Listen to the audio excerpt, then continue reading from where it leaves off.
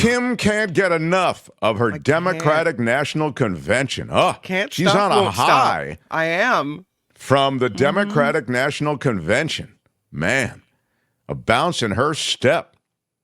Well, let's take a look back at some of what we saw. Go ahead, Albert. The path that led me here in recent weeks was no doubt unexpected.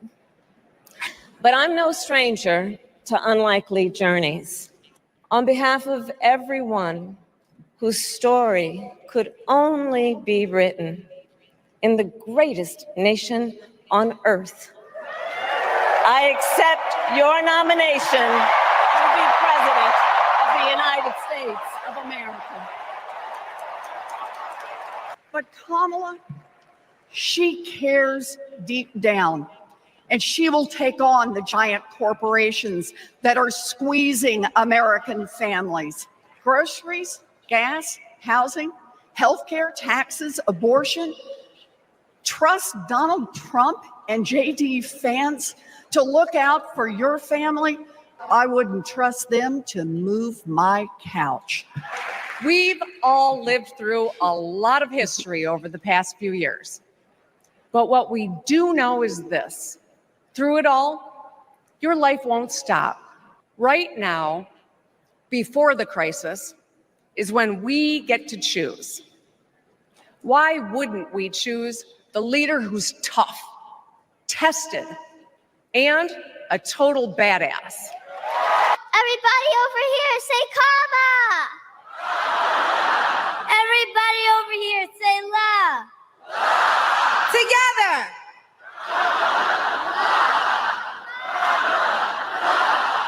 Where others push darkness. By the way, stop for a second, Albert. I really liked that. I thought that was a charming way to introduce to America this name and the pronunciation of the name, which is a little different than, you know, the average name that you don't need any help or correction pronouncing. And it's, let's face it, it's a name that's been mispronounced both deliberately and accidentally since she's been in politics. She's the vice president and has been for a while now. I think we all know her name, right? No, actually, that's not right, and that's why I made that point. No, because I think people still say, people who are Democratic allies and supporters of Kamala Harris, they still say Kamala. I still hear it. Yeah. So I think it was. They're not insisting on it, and I'm sure she wouldn't make a big deal on it because she's probably about it because she's used to it being mangled probably her entire life. But that said, I thought it was a charming, fun, what can I say, almost adorable way to introduce to America how to say her name properly. So I thought it really worked. Go back to the video if you would, please, Albert. This is where her sister. others feel detachment, Kamala fosters connection. Where others want to drag us back to the past, my sister says, hold up now, we are not going back. I promise to be a president for all Americans. You can always trust me to put country above party and self. And we know what a second Trump term would look like. It's all laid out in Project 2025, written by his closest advisors. And its sum total is to pull our country back to the past. But America, we are not going back. Let's fight for it. Let's get out there. Let's vote for it. And together, let us write the next great chapter in the most extraordinary story ever told. Thank you. God bless you, and may God bless the United States of America. Thank you all. That was a little bit of a sample of some of what you saw last night. I thought her speech was a 10 out of 10. I was astounded at how well she did because it's so difficult to stick that landing. Think about how she's had to be really perfect, like an Olympian. It's weird how the timing of this follows the Olympics because the kind of pressure that Kamala Harris is under and her people are under is the sort of pressure that you'd find an Olympian under. No room for a wobble. And so on a night where you are the crescendo, you're the denouement, you are the climax of a 4-day march describing your values, describing the other guy, you have to do everything well. And you have to do it for a long time. This is not just I understand the speech is on prompter, but it's been crafted carefully. You still have to deliver it. I thought one of the things she did brilliantly was she expressed a confidence. Mm-hmm. She expressed almost a presidential confidence. It was a different Kamala Harris in several places along the way that spoke to the outrage she felt when she talked about the J6 rioters, and spoke to the outrage she felt and feels that all Americans should share when talking about Donald Trump and talking about Donald Trump's henchmen possibly getting back into the White House. I thought she was absolutely perfect under a huge pressure cooker situation. I think Kim. it seems like, especially for a woman, and I don't know why the difference, but it seems like people are looking for something wrong, which is why you say she has to be almost perfect. And I thought she was. I was watching CNN, and they had this panel of undecided voters. They had like maybe 9 or 10 of them. I sent you this video, Albert, the one that Kim's talking about right now. Do you have it? Where's Albert? They all talked after the speech, and almost all of them had decided to vote for Kamala Harris. But when grading their speech, almost all of them thought she should have provided more details and specifics on how she wants to accomplish what she wants to accomplish, which I don't think she could have done in that speech. That wasn't what that speech was about. It wasn't a policy wonk speech. It wasn't like, let's get down into the nitty-gritty details. Let me tell you how I'm going to pay for all this. It was, here's my overall plan. Here's my vision for America. It was meant to uplift. So I thought that was kind of interesting. Kim is right about the idea somehow, 2 points on that this isn't the kind of speech where you sit down and break out economic policy. That way, you're going to turn off the whole audience that way. It's really an introductory speech. And so I thought she did that quite well. She addressed both her biographical background, which is important, knowing who the person is, and then she segued into a life that's been filled with an advocacy in many different ways that would reflect an advocacy on the part of Americans. So that was really good. Now let me speak to the focus group that CNN had, because I saw the same thing and I thought I sent it to Albert. People are always going to say, didn't have enough specifics. Yeah. They say that the way they used to say, I used to host a show called Guinness Primetime. People came on the show and they set these world records, and they were crazy records. People dropping out of a 3rd-story building and into a kiddie's pool with 8 inches of water. I mean, it was that kind of crazy stuff. It was sort of fluff. Maybe the demographic targeted was teenagers and younger people who kind of got a kick out of that stuff. It was pre-YouTube, okay? And the reason I mention it is, people would always say to me, I don't watch TV much, but I happened to see when that guy jumped out into the kiddie pool the other night on Guinness. People would always say, I usually only watch news, but the other night I saw that guy who balanced 3 stories worth of drinking glasses on his chin, and it was just the weirdest thing.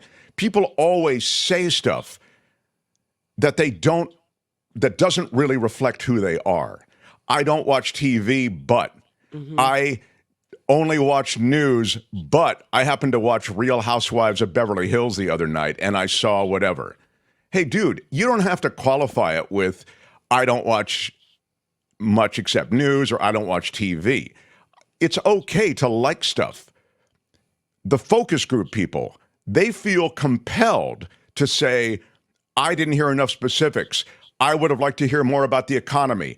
I'd like to hear more about foreign policy and exactly how you would handle. No, you wouldn't. You say that, but you don't really mean it. Your eyes will glaze over when she starts to talk about the economy in really specific ways. Not to mention, as Kim has said, just evaluating the speech, it's not a speech designed to lay out all the X's and O's. And so did you find it, Albert? Yeah. Okay. So this was that focus group. Didn't mean to get, I was kind of describing it and doing that whole thing because I thought we weren't going to get the video, but now we are going to get the video. All right. Here's a little bit of this CNN focus group. Go ahead, Albert, please. Start with a couple of things that I think she did absolutely right or that are improving for her. First of all, the podium presence is really good. I didn't think much of her public speaking before, but since she's gotten into this race, she's only been behind a podium, and she did that well tonight. So this is not the focus group. This is just the pundits speaking. That was, by the way, a right-wing pundit. So to that extent, it was instructive, I suppose. But he was basically echoing what I said, which is that she was taking her public speaking, and we've seen her speak publicly for a long time, particularly all our Bay Area viewers and listeners. You guys know her really well. And you know that what you saw last night was another level. She has changed the aspect of who she is in terms of public speaking and addressing the nation. I was very impressed with that. Very impressed. So the group was a group of union people that were undecided. I see. Okay. That's true. And there was, of all of them, I think there was 9 of them. Most of them decided at the end of that to vote for Kamala Harris, except 2. That was amazing. There was one guy who was going to go for Trump because he said he didn't think Kamala Harris was ready. He thought maybe she should wait till next time, was his words. And then there was a woman who decided she's not going to vote at all. She doesn't like either candidate. But everyone else was convinced it's Kamala all the way. So. Yeah. So very important. I think I might actually have it now, but we're going to just have to find out on air. Albert, thank you. All right. Try it, Albert. Go ahead. Valley in eastern Pennsylvania. And we are with 8 residents of the Lehigh Valley who've been watching television with us tonight and watching Kamala Harris' speech. I do want to say they all have something in common. As you said, Anderson, none of these people before tonight have made a decision about who they will vote for in November. And at least one person here before tonight wasn't sure she was going to vote at all because she doesn't like either of the candidates. Also, what they have in common, 5 of these people, they are all 5 of them loyal union members from the UAW local, United Auto Workers here in the Lehigh Valley. So thank you all for being here. First thing I want to ask you, I want you to grade the speech, okay? A is excellent, B above average, C average, D below average. We all know what F is. Let's start with you. How do you grade the speech? I gave her a B+. B. B+. A. B+. A. A. C. C. So mostly A's and B's with 1 C. I want to ask you why you made the decision you made. First of all, we start with Scott, who is the president of the UAW local here in the Lehigh Valley. Scott, what grade did you give it again? B+. How come? I gave her the high grade because I thought she looked very confident. I liked how she spoke from her heart. I liked her message of unity and the division that we have in America. I like her fight for the middle class and families. The reason I didn't give her an A was I thought she needed to go into a little more detail on some of her plans, of how she would, do some of the things that she envisioned. Okay, Lindsay, you're some in of that sales. stuff, You're the right. person who wasn't sure she was going to vote for anybody because you don't like either of these 2 candidates. I'll ask you more about that in a minute. But first, what grade did you give the speech? I gave it a B. How come? I thought it was a good speech. I mean, she did what she was supposed to do. I liked that she was talked about. This woman her talks like me upbringing, talking made about it our feel a show. little more like personal. People always go, it was great. It was great. Okay, Andy, you're also with the UAW. You make cars and trucks for us Americans, so thank you for that, along with the rest of you. Your grade again was? B+. And how come B+? I liked her plan for the middle class. Like my wife's a nurse. I'm an auto worker. I'm as middle class as you can get. I just felt like she should go a little more in depth, but I guess I understand you can't really go as in depth in these speeches, but a little bit more would have been nice. Okay, Donna is your mother. Yes. Donna's a retired dental hygienist. Donna, what grade did you give it again? I gave her an A. And how come an A? Because she hit all the points that I wanted to know about. I wanted to know more about her economic policies, her foreign policy. I know she couldn't go into depth about that, but I mean, I felt that she looked very presidential. She sounded presidential, and I think she's going to be a unifier. Yeah, by the way, going into tonight, Andy was 60-40 with Kamala Harris. Yes. You were 50-50, which is interesting. We'll talk more about that in a second. Patrick, also with the UAW. Dwayne, you gave it again? A B plus. How come B plus? Well, she was very confident in what she was saying. She showed leadership ability and understanding of the topics at hand. But again, she didn't go in depth. I did like what she said about what she's going to try to do for the middle class, about a tax break for us, which will be very nice, but still a little bit more information on some of the things that she's planning on doing. Sean, also with the Stop UAW. right there, Albert. I just want to make the point again? that you've heard 3 times so far that people responded to her confidence. They mentioned her confidence. That's exactly what I was saying when I was talking about her raising her game as a public speaker to sound almost presidential. Really an extraordinary thing if you've watched and know Kamala Harris, as so many of us on this particular podcast do know her. Go ahead, Albert. I was looking for policy information. I really wanted to see some substantive policy information. And I thought she did give enough. I like what she gave on military, what she wants to do for our veterans, and with border control. I just think that she has a lot of good ideas, and she's very well spoken. I think she was very professional. Sabrina is your daughter and also a UAW member, helping to make cars and trucks for America. Yeah. You're great again? A. How come an A? I think she was very well spoken.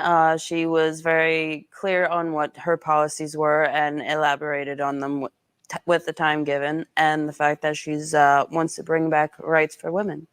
And Brian, you're in real estate. You're a nice guy too, like everyone in this panel, and you gave the only C. How come you gave a C? She wasn't clear enough on the policies. She did speak a lot of her personal history, which was great, but I still don't feel like she's ready. I feel like more so she should wait. I don't want to per se vote for someone that is a backup. All right. Well, but I'm going to ask you shortly. I think the guy's reaching. He sounded a little predisposed. Here, he's going to ask him now how they changed their vote, I think, and then we're done I with ask this. all of you all together at this point. Like I said, none of you were ready to make a commitment to any candidate in November. Please raise your hand right now if you're now ready to make a commitment after today. So everybody but one raises their kind of hand. surprised by it. We haven't rehearsed this. I'm going to make that very clear. They will attest to this. They were all not raising their hand now before, ready. now all but one. Scott? Yes, I'm going to vote for Kamala Harris. Andy? Yeah, Kamala Harris, yes. Donna? Yes, I'm voting for her also. Sean? Sean? Yes, Kamala. Sabrina? Kamala. Patrick? Kamala. Brian? Trump. Trump. And finally, Lindsay. Still probably not voting. Still looking for the perfect man. All right. Thank you, Albert, for that. That was the undecided group of voters who watched it last night. And Kim, to return to my point about pronouncing her name. You're right. Three of them Yeah. who are voting for her had her name wrong. Those one voters thing are brutal. I mean, what does it take to impress you? That speech was crazy good. Dude, the thing about these interviews, and it's why I gave you the example of what people used to say to me, and what you hear people say all the time. They're trying to say a little bit in these focus groups what they feel you want them to say or what the sophisticated thing to say might be. And I think we're all this way. You want the thing you say to be significant. So I'm not dumping on them. I'm simply trying to suggest that some of what you're hearing is a bit falling into that category. I thought the noteworthy thing in all of that, in part, and again, this extends to other things, so I'm not just x-raying the focus group, because I could give a damn on some level. It does, but on another level, it lets us sort of as a jumping off point talk about things. And one of the things I want to mention was that only one of them mentioned women's reproductive freedoms. That's a huge, huge thing, man. The Supreme Court is a huge thing. You could literally just say, I'm voting for the Democrat. I don't care who they are. Why? Because I'm trying to stop the bleeding at the Supreme Court. I don't know. I don't care what the person's name is. I don't say how they say it. Democrat. I cannot have Republicans in charge anymore for rolling back the clock on women's reproductive freedoms and on granting presidential immunity to whoever sits in the executive office. You could say that, and it's a defensible position. But only one mentioned women's reproductive freedoms in all of those people that we heard from. I mean, that's my top issue. But if that's not your top issue, then I can understand maybe why you would be an undecided voter, because if you care about that, then there's only one choice for you. So clearly that's not their priority. That those, when they look at their list of why they would vote, that's probably not ranking very high. Yeah, I think that's fair, that the idea is somehow that didn't land for people. They wanted to hear more about the economy, et cetera. So I thought she did a nice job of including it last night. It's certainly something of significance to many, many people in this country. And she talked about a lot of kitchen table issues when it came to the economy, the affordability of housing. And she talked about her advocacy. And I think when you look at a president as an advocate, which is something that Trump did so effectively play on in the 2015-2016 period, he played a populist message and a populist vision. I am the guy who is going to look out for you. Now, of course, it was completely false. He created false enemies, the Democrats, the immigrants, et cetera. You can have legitimate conversations about these issues, but he effectively created this notion that there were those enemies and that he was an advocate. She has a life of advocacy, right? She's been a prosecutor for the people. She talked about that. And there was even a portion of her speech last night which sounded prosecutorial. She brought the, consider this, and consider this. And that felt like a prosecutor's summation. I thought she was so very impressive. I think she's got the chops to do the job and to assemble good people around her who are competent. I thought her run on, and I thought this is such an effective way to go after Trump as an unserious man who only cares about himself, whose client has always only been himself. Beautiful. That was an extremely powerful case to be made because his history, and so now the recent history of America, is replete with examples of that. How he only really takes care of himself and his wealthy donor friends, because donors really help his number one client, which is him. So I thought that was quite impressive indeed. And in that category, there is breaking news this morning that is quite consistent with that. And I'll get to the breaking news. I'm sorry, I'll get to it in a second. But I just did want to recognize Gretchen Whitmer. Kim broke this out of Whitmer's speech. She says, one day when you're just trying to get everyone out the door, a news alert goes off. This is her just describing this imaginary moment. Something happened. Something hit the fan. You'll ask, is my family going to be okay? And then you will ask, who the hell is in charge? This is Gretchen Whitmer from last night. You'll ask, who the hell is in charge? What if it's him? What if it's that man from Mar-a-Lago? By contrast, she said, Harris is tough, tested, and a total badass. So she leaned in to the reputation which Trump now has and deserves in large measure, right? And then she's comparing it to the clear competence of Kamala Harris. Yeah. Can I tell you something else about the speech that I wanted to make sure we talked about? The brilliance of the nuance. I had called my 15-year-old, 14-year-old daughter, she's 15 now, 15-year-old daughter, and to watch history being made with me. I was overwhelmed by the fact that a Black woman is accepting the nomination to be the president of the United States. Like, to me, I mean, I'm on the verge of tears. This is amazing. We're going to gather round and watch history unfold.